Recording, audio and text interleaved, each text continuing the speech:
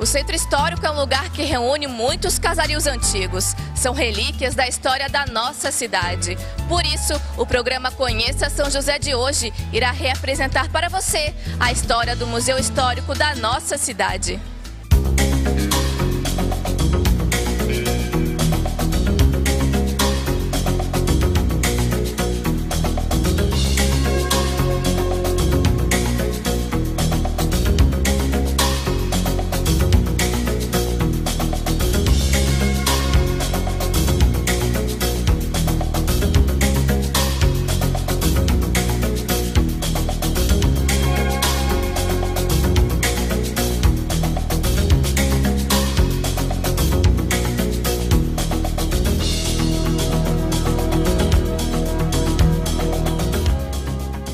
O Museu Histórico de São José é um patrimônio histórico tombado, protegido pela Lei Estadual 5.846 de 1980. Lugar que guarda relatos importantes da nossa cidade e que agora possui o selo de certificação Heritage, fazendo parte de um roteiro internacional. Eu acredito, sim, que é um grande avanço para o município, até porque esse selo é um selo internacional e vai colocar o município e o museu numa rota internacional de visitação. Então, você veja a importância, né, do Museu de São José participar de uma rota internacional de visitação. É o primeiro museu do Brasil a receber essa certificação. Então, para nós é uma grande responsabilidade, tanto para a própria prefeitura, né, no caso nós, como também para a comunidade. Então, nós vamos contar também a parceria principal. No caso, seria a própria comunidade, no momento que ele venha nos conhecer, venha nos cobrar certas coisas que precisam serem realizadas. Este casarão foi construído em 1772 como residência da família Luiz Ferreira de Melo. Restaurado em 1984, tornou-se museu somente em 1988. Suas características originais permanecem mais expostas nas paredes externas, sendo que a parte interna da casa já passou por algumas modificações. O estilo colonial português está presente não só no museu, mas em outros prédios do Centro Histórico, que seguem os mesmos traços arquitetônicos do século XVIII.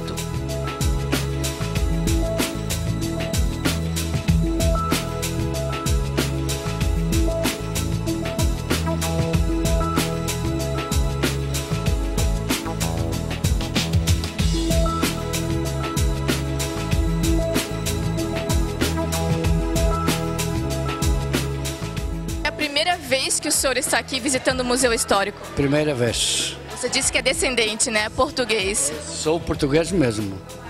Eu vim de lá em 1950, parei em São Paulo, fiquei lá 50 anos e depois, há 10 anos, eu resolvi vir morar aqui com a esposa. Eu já tinha 2 filhos que moravam aqui, aí lá em São Paulo nós ficamos até que os nossos pais faleceram, o meu e da minha esposa. E depois os filhos estavam aqui, eu falei, vamos morar em Florianópolis, lá em São José. O que o senhor pode destacar aqui do museu pra gente? Muita coisa boa, né? Lembra muito o passado, né? O histórico que, infelizmente, aqui, não é só aqui em São José, no Brasil inteiro eles não guardam muito a parte da história que nem se guarda na Europa, né? Então é uma pena, né? Porque que nem agora aconteceu de derrubar aquele prédio ali, que era uma parte histórica de São José, e aos poucos nós vamos perdendo tudo. Vale a pena vir visitar o Museu Histórico? Vale. Eu não conhecia, tem muita coisa que vale a pena ver e você vê um pouco da nossa história, do passado.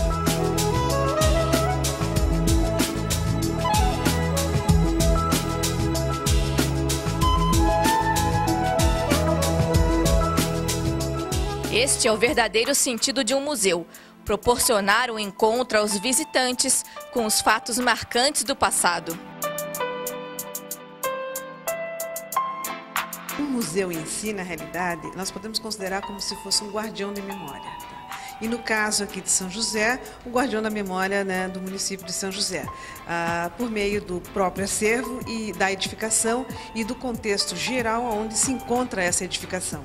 Para as pessoas que vêm aqui visitar o museu, o que elas podem encontrar no museu? Bom, além de toda a história que vai ser contada por meio do intermédio, né, do próprio acervo, nós temos um monitor aqui dentro que também vai fazer todo esse link da questão histórica do município de São José, desde o início da sua colonização, fazendo um roteiro também turístico e educacional no centro histórico todo, incluindo a Bica da Carioca, o Teatro Adolfo Melo. Então, toda essa parte histórica do município, ela fica encarregada aqui pelo nosso historiador do próprio Museu Histórico, que vai fazer exatamente esse trabalho, né, de comunicação e divulgação da história do município de São José.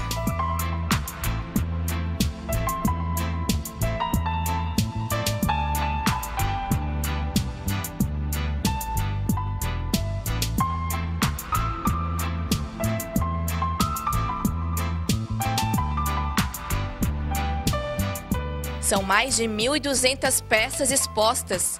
Todas elas recebem cuidado especial para que sejam preservadas. O museu está dividido em grupos temáticos. Quem apresenta aos visitantes é o historiador da casa, Rodrigo de Souza. O que representa essa sala como eixo temático aqui do museu? Essa sala a gente pretende trabalhar questões de cotidiano e de religiosidade, né? São José, como o nome já diz, não tem como fugir de religiosidade.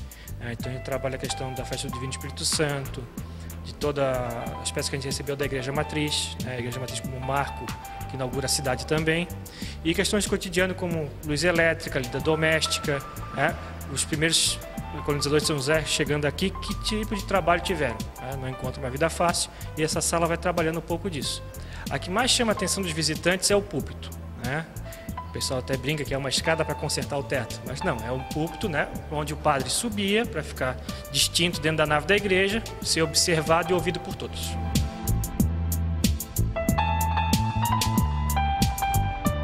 Rodrigo, nessa outra ala aqui encontramos um outro eixo temático, Qual seria? Esse aqui já é a questão do lar mesmo, As convenções do lar. E por questão de não estar com o nosso espaço todo disponível para exposição, a gente acaba encontrando também um pouco da história do município com este tronco aqui da Praça Central. Essa palmeira representa muita história aqui no nosso município. Conta um pouquinho para a gente também um pouco dessa história. Por ocasião da Revolução de 30, tropas ligadas a Getúlio Vargas estavam indo até o Rio de Janeiro, capital federal à época. Avisado disso, o presidente Washington Luiz manda as tropas legais para impedir esse avanço. E uma das diversas batalhas que aconteceram nesse ínterim aconteceu aqui na Praça Central de São José. Essa palmeira é vazada por um estilhaço de granada, na palmeira aqui da praça original da cidade, que é a Praça da Igreja. E a população da cidade, à época, não presenciou esse fato porque, sabendo da batalha que se viria a fazer, ela foge. Então, acontece soldados com soldados, mas a população de São José ela acaba fugindo para Sertão do Maruim e outras regiões. Então, ela foi vazada nesse acontecimento. Quando a população retorna, isso já passado, e a história conta que depois Getúlio Vargas saiu vitorioso, eles encontraram tanto essa palmeira vazada, como o Casarão Gerlach, onde hoje fica a Fundação de Cultura, atravessada por um tiro de canhão. Aí o casarão é consertado, está lá hoje normalmente, e a palmeira ficou por muito tempo vazada na praça. O pessoal, para guardar essa história, retira a palmeira, corta o pedaço onde foi vazado e com a abertura do museu, em 88, eles passam ao acervo do Museu Histórico. Outra peça, outro objeto aqui desse eixo temático que pode ser destacado também? É a charrete. A charrete ela é original de 1910, então ela está por completar 100 anos, reformada em 1940. Pertencente ao Coronel Américo, e ela marca o quê? Toda a questão do transporte em São José. Nós temos também no acervo, infelizmente não está para exposição porque ele está para restauro, uma carteira de condutor de charrete, que comprova o quê? Esse grande trânsito desse tipo de veículo na cidade, porque em 1940, 1930, o automóvel não era tão utilizado assim. E o trânsito era tão forte que se precisava de uma carteira de condutor para poder transitar com ela por aí. São detalhes que a própria população daqui desconhecem, né? Desconhece. E a gente comenta com as crianças, que nosso grande público é um público estudantil, eles chamam de carroça. Né? A gente tem que fazer essa diferença. Não é uma carroça. Carroça é para carga, enquanto a charrete é para transporte de pessoas.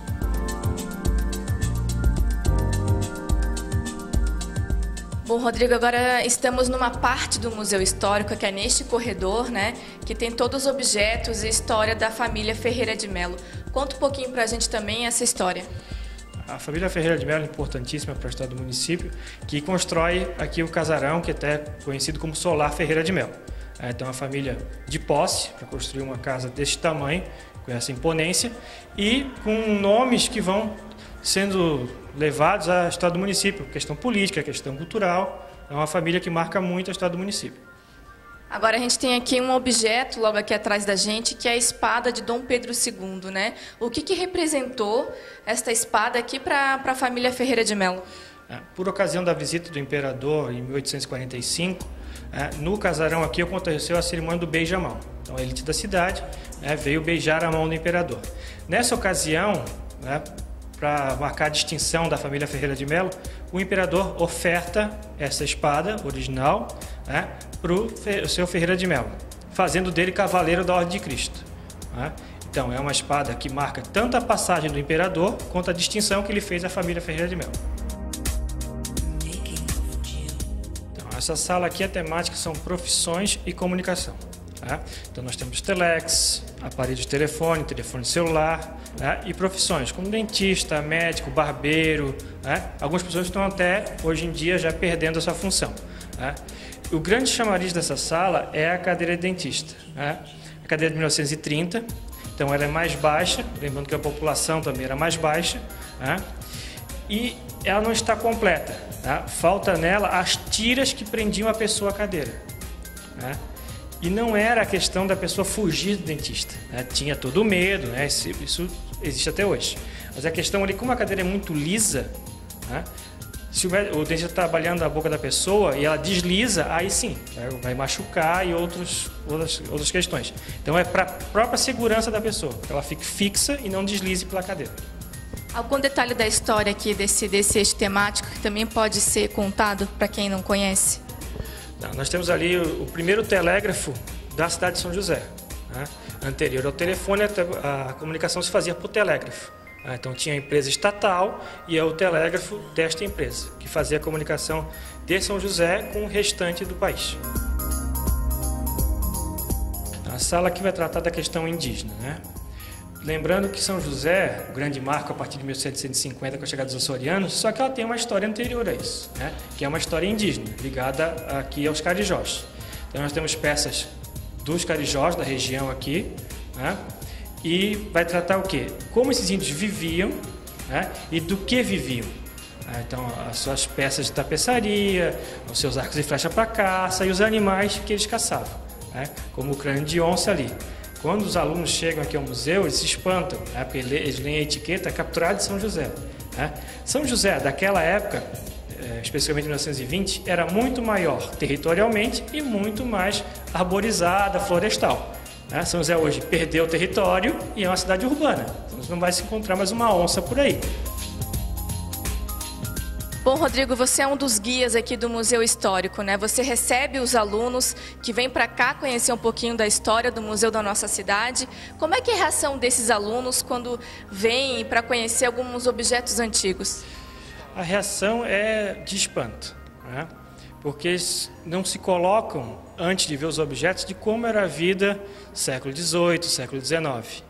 Se confrontando com aquela realidade a partir dos objetos, eles veem as faltas de praticidade, outras coisas que hoje é tudo mais prático, comunicação, comércio, e antigamente não.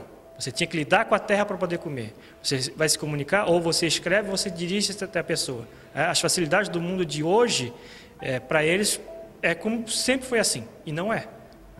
As peças aqui remetem eles a um passado de certa dificuldade. Consegue poder dizer para a gente, na verdade, algumas peças que você lembre que eles tenham apontado e dito